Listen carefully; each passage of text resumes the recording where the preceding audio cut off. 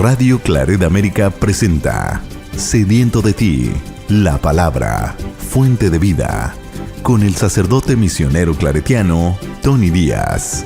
Reflexiones diarias del Evangelio. Aquí iniciamos.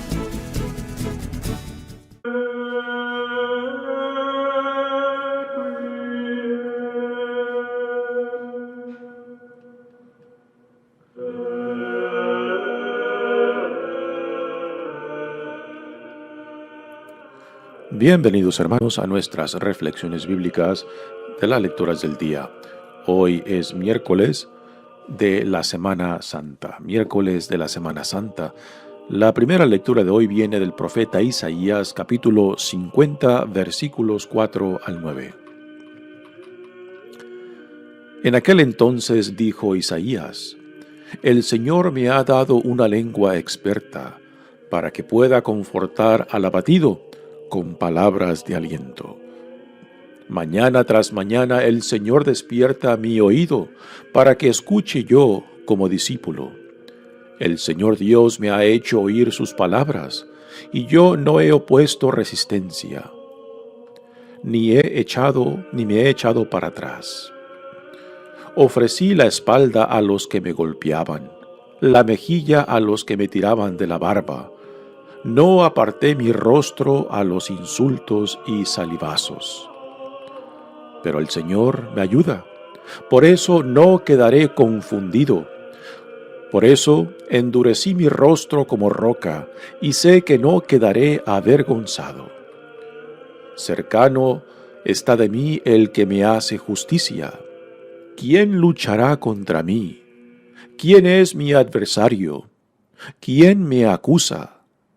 Que se me enfrente, el Señor es mi ayuda. ¿Quién se atreverá a condenarme? Palabra de Dios. El salmo responsorial es el Salmo 68 y el responsorio es: Por tu bondad, Señor, socórreme. Por tu bondad, Señor, socórreme. Por ti he sufrido injurias, la vergüenza cubre mi semblante. Extraño soy y advenedizo, aun para aquellos de mi propia sangre. Pues me devora el celo de tu casa, el odio del que te odia en mí recae. La afrenta me destroza el corazón y desfallezco. Espero compasión y no la hallo. Consoladores y no los encuentro. En mi comida me echaron hiel, para mi sed me dieron vinagre. En mi cantar exaltaré tu nombre, proclamaré tu gloria agradecido. Se alegrarán al verlo los que sufren. Quienes buscan a Dios tendrán más ánimo, porque el Señor jamás desoye al pobre, ni olvida al que se encuentra encadenado. Por tu bondad, Señor, socórreme. El Evangelio de hoy viene de Mateos, capítulo 26, versículos 14 al 25. En aquel tiempo, uno de los 12, llamado Judas Iscariote, fue a ver a los sumos sacerdotes y les dijo: ¿Cuánto me dan si les entrego a Jesús? Ellos quedaron en darle 30 monedas de plata, y desde ese momento andaba buscando una oportunidad para entregárselo. El primer día de la fiesta de los panes ácimos, los discípulos se acercaron a Jesús y le preguntaron: ¿Dónde quieres que te preparemos la cena de Pascua? Él respondió: Vayan a la ciudad, a casa de fulano, y díganle: El maestro dice, mi hora está ya cerca, voy a celebrar la Pascua con mis discípulos en tu casa.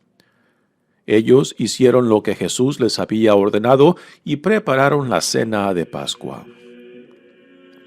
Al atardecer se sentó a la mesa con los 12, y mientras cenaban, les dijo: yo les aseguro que uno de ustedes va a entregarme. Ellos se pusieron muy tristes y comenzaron a preguntarle uno por uno: ¿acaso soy yo, Señor? Él respondió: el que moja su pan en el mismo plato que yo, ese va a entregarme. Porque el Hijo del Hombre va a morir como está escrito de él. Pero ay de aquel por quien el Hijo del Hombre va a ser entregado. Más le valiera a ese hombre no haber nacido. Entonces preguntó Judas, el que lo iba a entregar: ¿acaso soy yo, maestro? Jesús le respondió: tú lo has dicho. Palabra del Señor. Muy bien, damos comienzo a nuestra reflexión de las lecturas de hoy en este día miércoles de Semana Santa. Ya mañana es Jueves Santo y empezaremos el triduo de esta solemnidad de solemnidades. La Semana Santa, fiestas en las cuales está fundada nuestra fe, particularmente en la resurrección de nuestro Señor Jesucristo. Toda la temporada de Cuaresma, la cual hemos utilizado para prepararnos, pues que no sea en vano, que no sea en vano el tiempo que hemos dedicado quizás a disciplinas, quizás a devociones o momentos que hemos dedicado para estar en presencia de Dios y dejar que Dios nos ayude a identificar, a nombrar todo aquello que nos separa tanto de Dios como del prójimo, como de nosotros mismos, para que en esta celebración de la Semana Santa, en esta pasión, muerte y resurrección de nuestro Señor Jesucristo, no seamos simplemente observadores, espectadores de lo que estamos celebrando, sino participantes activos en este drama de vida y muerte, en la cual nosotros también somos llamados a participar en esta gran Pascua de liberación, de la muerte a la vida, de la oscuridad a la luz, del estar encarcelado para encontrar en Cristo la liberación de todo aquello que me separa tanto de Dios como del prójimo como de mí mismo, y retomar esa dignidad, esa identidad que es nuestra como hijos e hijas amados de Dios. En esta primera lectura que viene del profeta Isaías tenemos el tercer de cuatro cánticos del siervo de Yahvé, el siervo de Dios, o como también a veces se refiere a él, el siervo sufriente de Dios. El cuarto cántico lo leeremos el Viernes Santo. Dice el profeta Isaías: en aquel entonces dijo Isaías: el Señor me ha dado una lengua experta, para que pueda confortar al abatido con palabras de aliento. Recordamos que el profeta Isaías escribe estas profecías para el pueblo de Israel que se encuentra en el exilio en Babilonia y busca con estas palabras particularmente de consuelo en esta sección, en ese segundo libro de Isaías, o como también se le llama el libro de la consolación, para dar ánimos a este pueblo que ya está por salir de ese exilio y regresar a Israel para reconstruir el templo. Y estas palabras pues son de aliento. Aquí la persona que se configura no es la figura colectiva de Israel. Ahora ya se concentra en una persona, en un individuo que es aquel que se identifica como el siervo de Yahvé. Son palabras que se aplican perfectamente a la persona de Cristo. Y en este cántico tenemos prácticamente definida la experiencia que Jesús mismo pasará en su pasión y que lo llevará a la cruz. Pero la cruz no es la última palabra, es la resurrección que se impondrá ante la violencia del mundo, ante el odio del mundo, ante el rechazo del mundo del autor de la vida. Y porque el amor no puede ser destruido y enterrado, porque tarde o temprano resucita, pues esa ofrenda de sí mismo, esa entrega, esa donación de sí mismo de Jesucristo, pues no puede ser ignorada y rechazada, no puede quedar pasivamente enterrada. Por eso Dios lo resucita, porque repito, el amor nunca puede ser destruido y enterrado, porque tarde o temprano resucita. Dice el profeta Isaías: mañana tras mañana el Señor despierta mi oído, para que escuche yo como discípulo.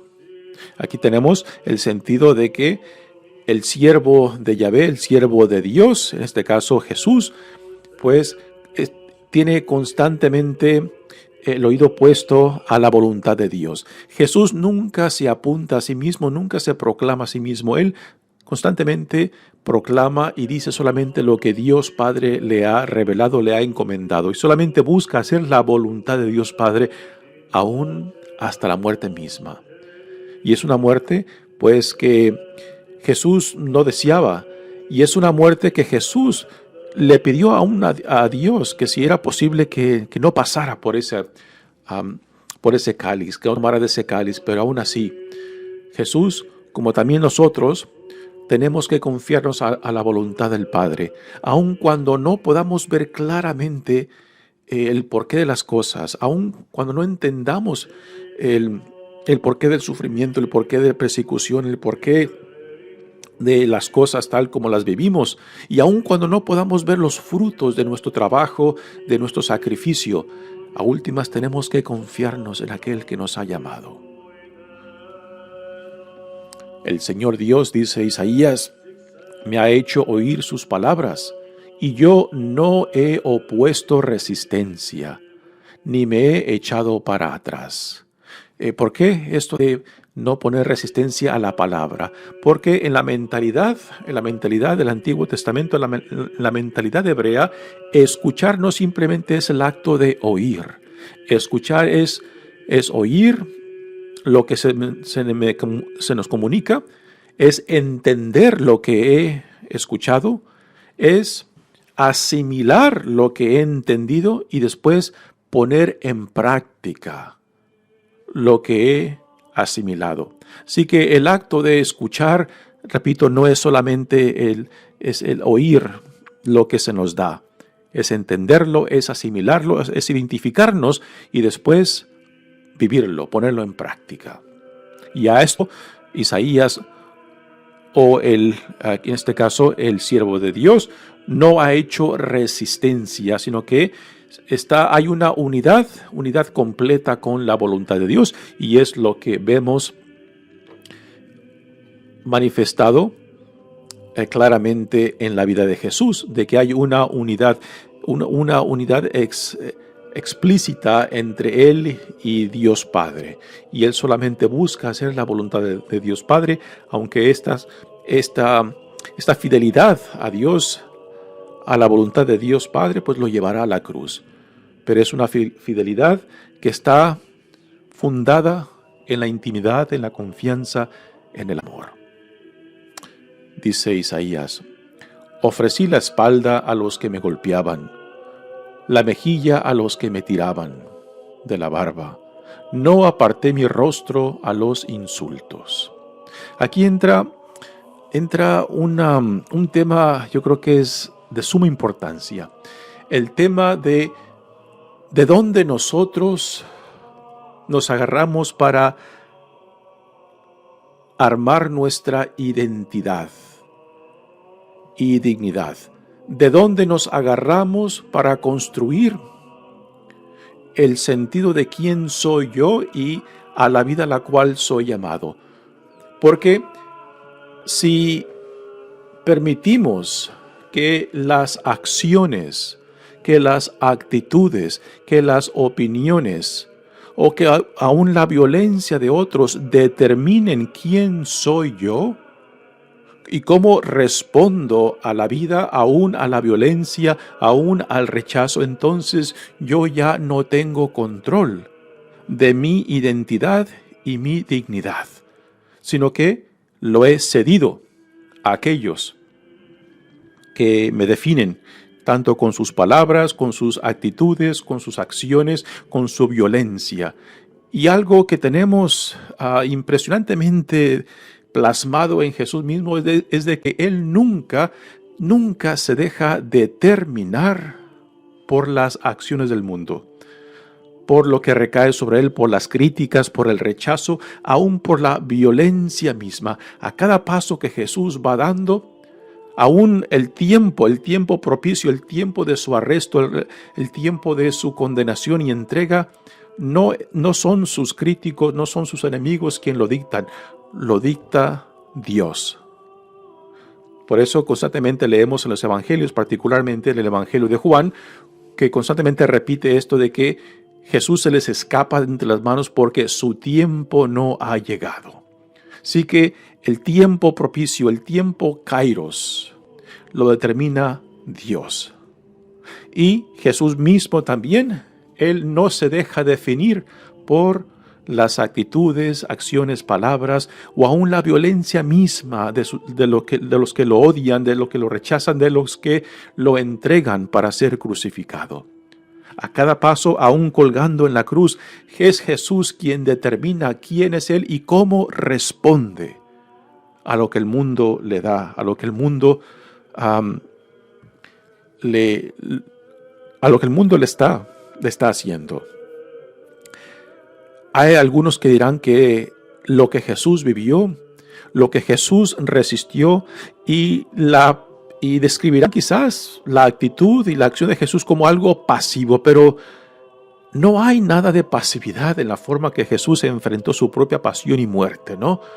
Porque no se dejó definir por otros, no se dejó definir por el mundo. Él a cada paso respondía según su identidad y dignidad. ¿Y cuál es su identidad? Es el enviado de Dios, es el Hijo de Dios, es el Mesías, ¿no? Y por tanto, su forma de responder aún a los insultos, aún a la violencia que recae sobre él, aún ante la muerte, es su identidad, como él se entiende a sí mismo en relación a Dios Padre, lo que le da la fortaleza para actuar, para responder. Porque cuando cedemos nuestra libertad de quién somos y la vida a la cual somos llamados, cuando cedemos esto a otros, entonces otros determinan quién soy yo. Otros determinan mis acciones, otros determinan mis actitudes. Y este ceder nuestra libertad, pues entonces prácticamente tiramos la toalla y decimos, rechazo, no quiero lo que Dios me dice que soy y la vida a la cual soy llamado, y prefiero que el mundo me defina, prefiero que otros me definan, prefiero que la violencia, prefiero que el rechazo del mundo me definan quién soy, ¿no? Y aquí reside la fortaleza de Jesús. Aquí reside, la grandeza de Jesús, confiado plenamente a la voluntad de Dios Padre, que aunque Él mismo está tratando de evitar, porque si Jesús buscara el sufrimiento por el sufrimiento fuera un masoquista, y Jesús no es un masoquista. Jesús sufre, Jesús es arrestado, es condenado, es entregado, no porque el Padre desea eso, sino como consecuencia de su fidelidad a la voluntad de Dios, por consecuencia al amor, por consecuencia a la compasión, a la misericordia, por consecuencia a la justicia de Dios. Y aquí está la integridad de la vida de Jesús, la integridad de una vida unida completamente a la voluntad de Dios Padre. Por eso Jesús constantemente nos dirá en los evangelios, yo y el Padre somos uno, ¿no? Hay una identidad plena y completa. Esto es lo que también San Pablo nos dice en las cartas, cuando dice él, ya no soy yo quien vive, sino Cristo quien vive en mí. También Pablo describe esta unidad, esta identidad de él mismo con la voluntad de Dios en Jesucristo. Y esto es a lo que todos nosotros somos llamados, ¿no? Repito que aunque nosotros no podamos entender el porqué de las cosas, particularmente el porqué del sufrimiento, ¿no?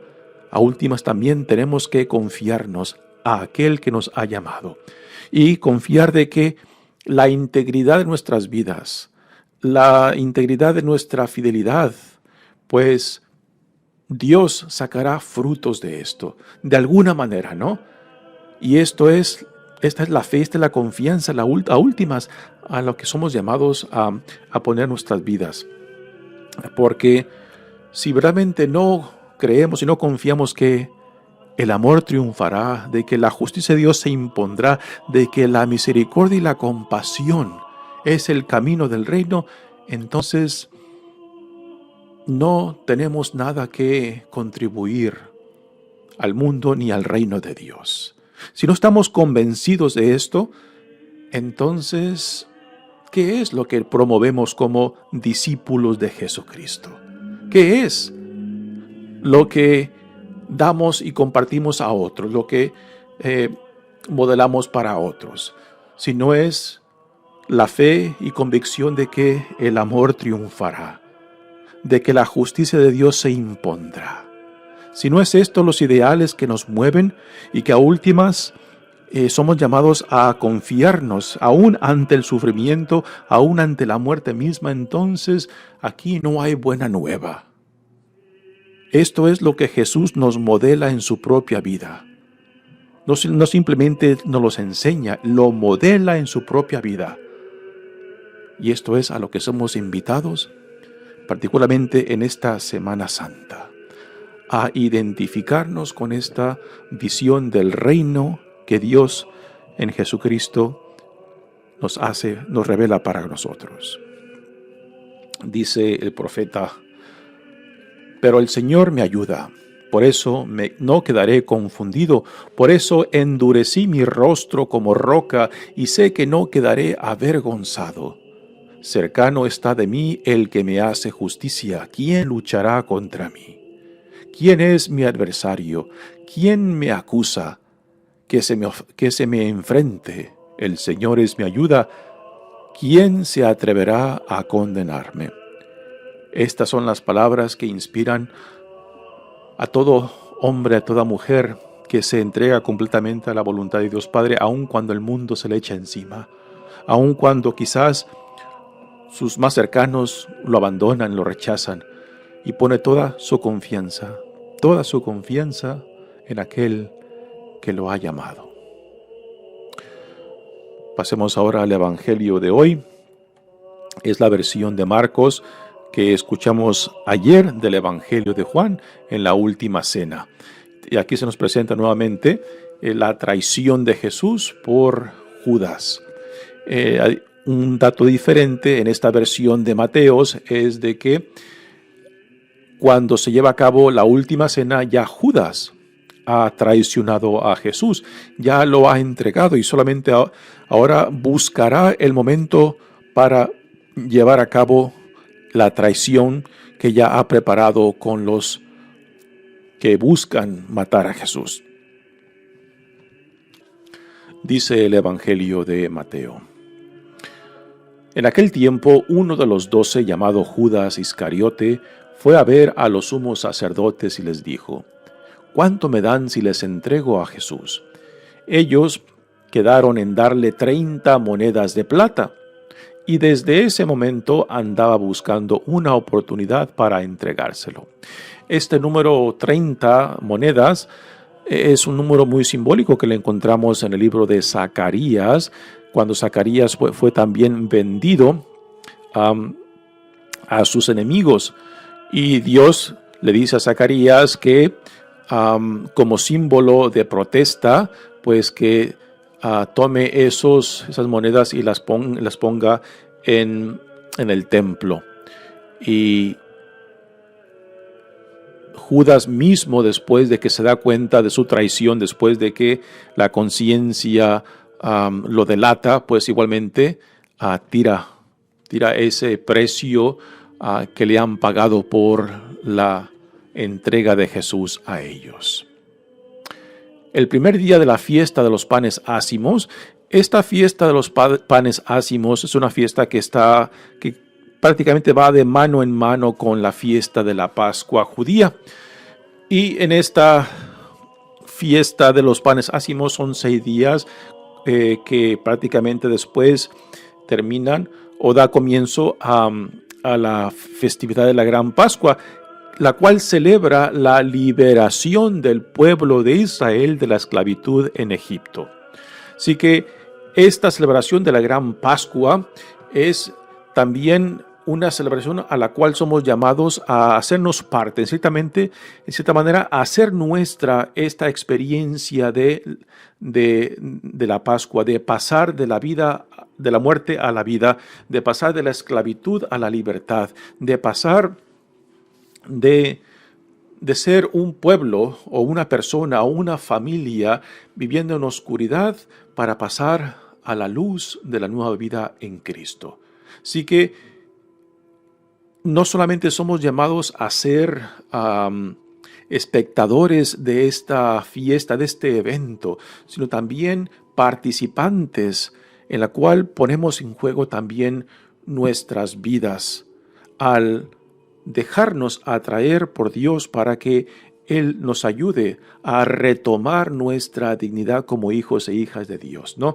Si esta celebración de la Pascua es simplemente un recordar, un celebrar, sin que haya nada en juego, sin que haya nada que nos recomprometa en nuestro discipulado, en nuestro seguir a Jesucristo, pues entonces esto es simplemente una fiesta como tantas, pero una fiesta en la cual no hay vida, en la cual simplemente es celebración, pero que no hay vida porque no impacta nuestro ser mismo, no impacta nuestro sentido de vida, nuestro llamado, nuestro discipulado. Dice el Evangelio, los discípulos se acercaron a Jesús y le preguntaron, ¿dónde quieres que te preparemos la cena de Pascua? Él respondió, vayan a la ciudad, a casa de fulano y díganle, el maestro dice, mi hora está ya cerca, voy a celebrar la Pascua con mis discípulos en tu casa. Ellos hicieron lo que Jesús les había ordenado y prepararon la cena de Pascua. Al atardecer se sentó a la mesa con los 12 y mientras cenaban les dijo, yo les aseguro que uno de ustedes me va a entregar. Qué palabras más duras, más amargas que tener que escuchar. Y que los discípulos quizás se cuestionen a sí mismos, ¿no? ¿Seré yo quien lo entregue? En realidad, somos nosotros. Fueron ellos también que a últimas no solamente lo entregarán como Judas, sino también lo negarán, que lo conocen como Pedro. ¿Y quién de nosotros no puede confesar de que a pesar que conocemos su palabra, su mensaje, de que a pesar que hemos comido con Él en la Sagrada Eucaristía, de que a pesar que lo llamamos nuestro Señor, nuestro Salvador, nuestro Redentor, nuestro amigo, y que aún así lo hemos también traicionado, de que le hemos dado la espalda? ¿Quién de nosotros no puede decir eso, no? Así que, aunque se nos haga muy fácil condenar las acciones de Judas, por ejemplo, también de Pedro que niega a Jesús, pues no somos muy diferentes que ellos. Ahora, la diferencia profunda y grande entre un Judas y un Pedro es de que Judas se dejó llevar a la desesperación en vez de regresar a Jesús arrepentido, como lo hizo Pedro. Pedro regresa arrepentido, regresa también avergonzado y humillado por haber negado a Jesús, haberlo abandonado en su momento más crítico, ¿no? Pero, aunque su pecado y su ofensa es grande, también Pedro tiene un corazón sensible para decir, la he regado, he pecado, te he dado la espalda, te he traicionado, te he negado, ¿no? Pero regresa a Jesús arrepentido. Y esto es lo que le da la grandeza a Pedro, ¿no? De que tan grande es su pecado o su ofensa, pero también su capacidad de recapacitar y de regresar y decir, perdóname. En esto yo creo que hemos de aprender mucho del el ejemplo que Pedro nos da. Porque, repito, ninguno de nosotros podemos decir que no hemos traicionado o rechazado o darle la espalda a Jesús. Todo lo hemos hecho, ¿no? Y esto no simplemente lo hemos de justificar con decir, soy humano. No, eso no es ninguna justificación, ¿no? Porque nuestra debilidad no es ninguna justificación, sino un confirmar nuestra necesidad constante de estar unido a aquel que nos llama a la vida, aquel que nos consagra a la vida y a la misión de nuestra fe. Así que, hermanos, tenemos la opción de seguir el ejemplo de un Judas que se deja llevar por la desesperación, o el ejemplo de un Pedro que, bajando la cabeza, reconociendo su traición, su rechazo, su negación de su amigo, de su Señor, regresa para ser no solamente perdonado, sino también reconciliado y retomar no solamente su identidad de quien le dice Dios que es, sino también su misión. Y es esta la experiencia de un Pedro que, a pesar de sí mismo, Jesús resucitado le dirá: Pedro, ven, regresa y revístete con tu dignidad, la dignidad que yo te he dado. Pues ya mañana será Jueves Santo. Hermanos, nunca es tarde para regresar a nuestro Padre. Nunca es tarde para retomar nuestra dignidad. Nunca es tarde para decir: Señor, perdón. Señor, sáname. Señor, hazme tuyo. Mi nombre es Padre Tony Díaz, misionero claretiano. Que Dios los bendiga. Radio Claret América presentó Sediento de ti, la palabra. Fuente de vida. Sus comentarios son importantes. Contáctenos en radioclaretamerica@gmail.com.